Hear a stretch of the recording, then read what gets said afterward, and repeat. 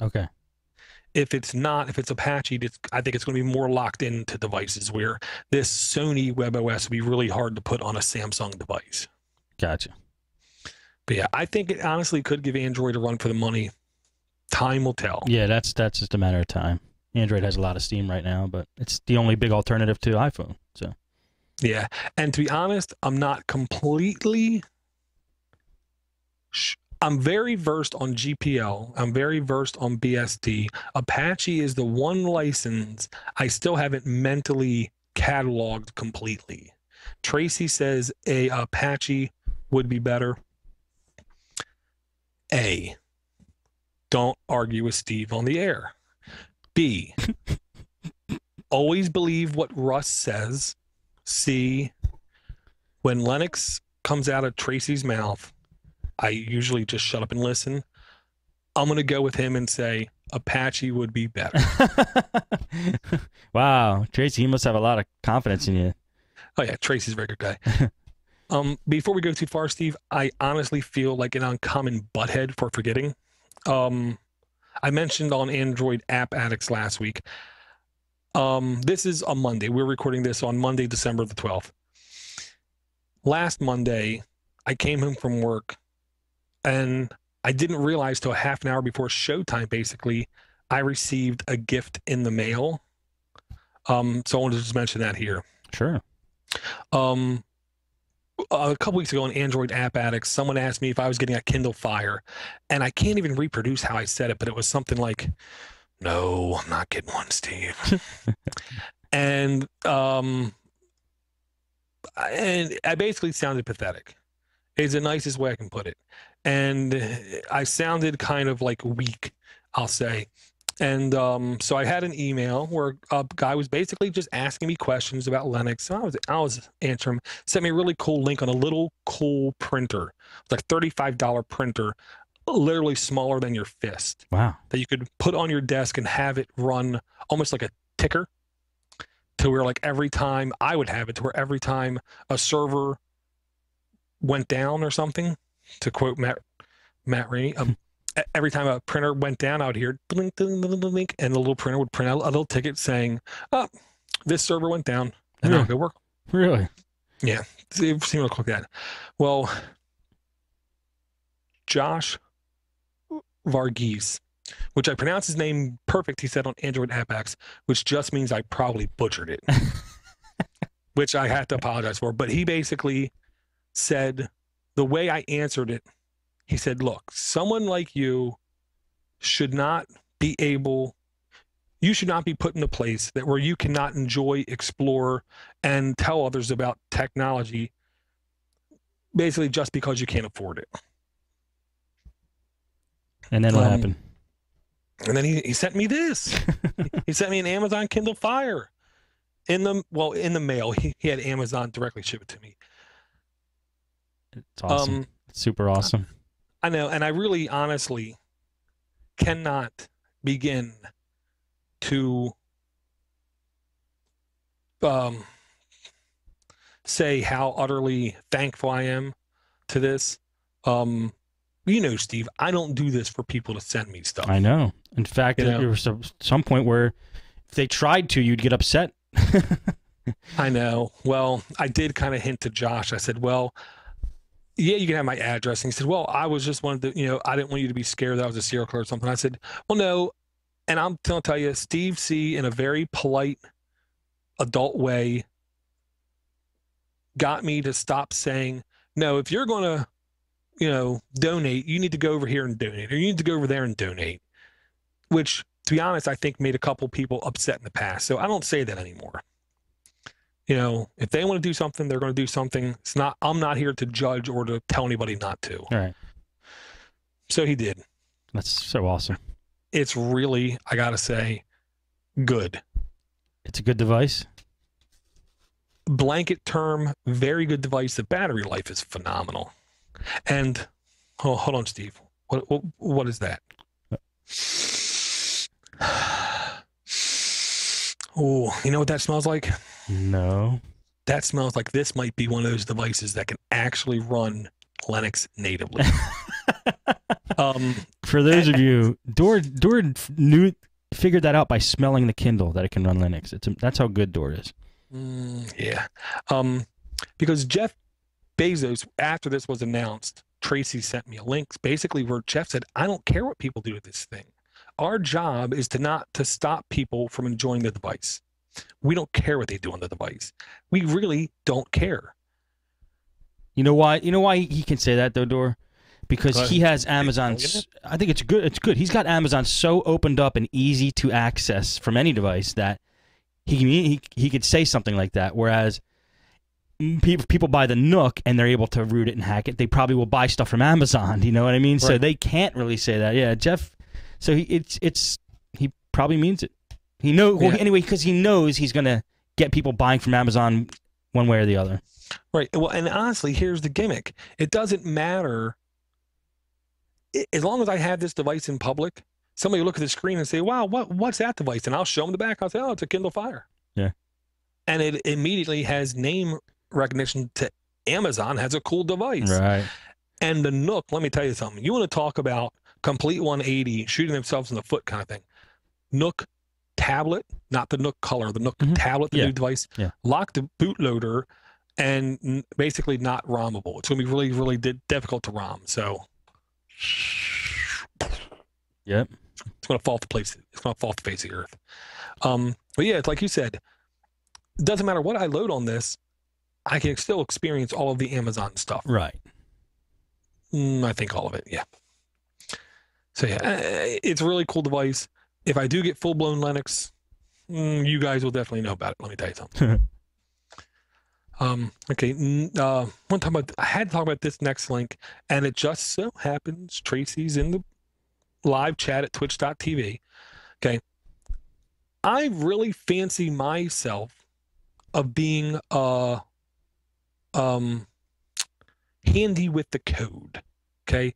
I can take a PHP or an ASP or JSP or an HTML or any of these kind of web pages, and I can jump right into the middle of them, tinker, and get something done out of it.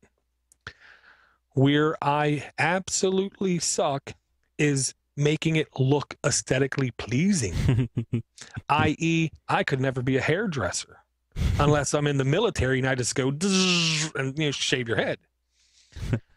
Okay, Tracy told me about this site. The split second he kicked it to me, I opened it up. I was like, and I stopped. What?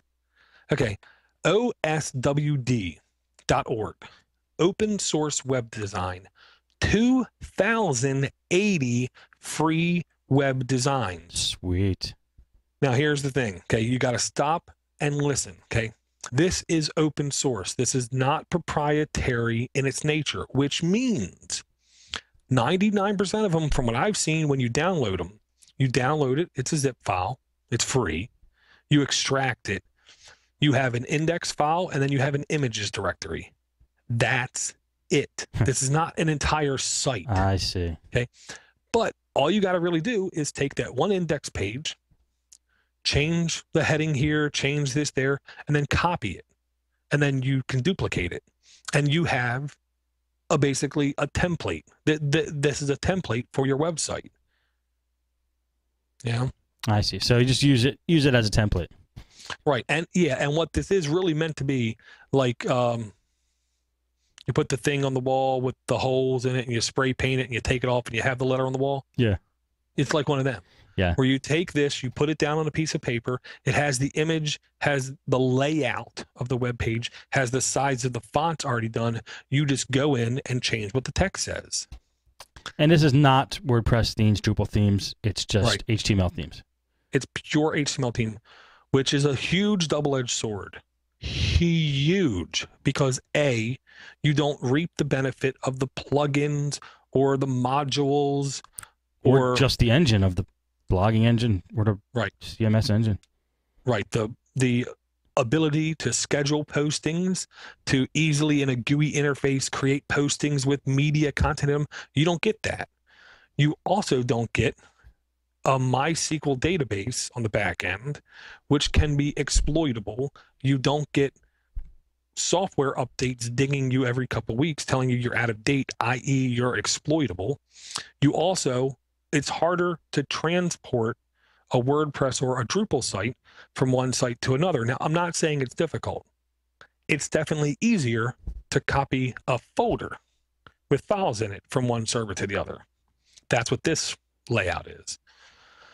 So you have to first know which one is right for you. Right. If you like changing the HTML code, if you like doing that kind of thing, this is like gold mine. Huh. These are nice. I'm checking them out now. Mm-hmm. And honestly, they're not GeoCities looking. Right. You know what I mean? Most of them have definite appeal to them. The kind of appeal I can't recreate. And it's not that I can't recreate them. I can't think them up. Right. I mean, just never. Nope. Great link. Nope. Yeah, that's Tracy. He's the man. Good job, Tracy. Okay. Now, this next one is not. Okay, this is a tool, Steve. Ready? Yeah. What I'm about to show you is like a car. Our car can be used to ride through a bus stop and mow down 20 people, or it can be used to take someone to the emergency room to hurry up and get fixed up. It's just a tool. Right. What you do with it, that's what you do, not me. You know. Yes. Okay. Torrents, by their nature, are not bad. I host torrents all of the time. I download torrents all of the time. On my Android device, even, I download torrents. And nothing I download is illegal. Okay? Yes. Nothing. Because you download Linux distros, right? Oh, out the wazoo. See? And I host them up to other people. I mean, not Ubuntu distros. Hey, here's enough people out there hosting them. But like SLIDAZ or less popular distros, I have no problem hosting, sharing my 35 down, 35 up when I'm not podcasting for other people to, enjoy their downloads. So with that out of the way, I digress, and touche to the other side. Ubuntu has Unity. They're going with Unity. 12.04 is going to be the Unity. It's going to be there everywhere. Well, there's a new lens, which a lens is like a viewer into your app drawer, if you will. In Unity, you have your big Ubuntu button in the top. You click that, and then at the very bottom, you have a couple little buttons to look at things differently. You can look at installed applications, installable applications, files and folders. Well, there's another one you can download and put on your computer. It's a Pirate Bay searcher, basically. And you can filter results, audio, video, applications, games, stuff like that. Wow, this is sweet. To where right in your bar, you just start typing anything you want. I was going to say Linux for the rest of us, but I know they're accidentally up there by someone else that I would like to punch. But, you can type in there, Grateful Dead, and your screen will be overwhelmed with the number of Grateful Dead live concerts you can download, kind of thing. And it's built in right into the OS. This is the kind of thing that can make Ubuntu Unity successful. Because here's the real thing. It does not matter. I figured this part out. It doesn't matter if people like Unity at all. It means nothing if you like it. To anyone, Ubuntu, Canonical, they don't care if you like it. If people make the add-ons that make it functional, easy, simple, and desirable, dare I say, people are going to use it. Yeah, they will. And they're going to put up with it. I mean, if I go to my local pool and I hate the fact that right by the step, there's a little crack by the step that I'm not cutting my foot on, but I stub my toe on. But it's the only pool. I don't have another choice. It's the closest pool. I'm going to put up with it. I like being cooled off. Obviously, I don't like getting a tan because you can see I'm pale, but so. I think you would tan well. Oh, no, like a lobster. Woo. And then I get big, like, welts that are really paler, and then if I'm sleeping and they pop.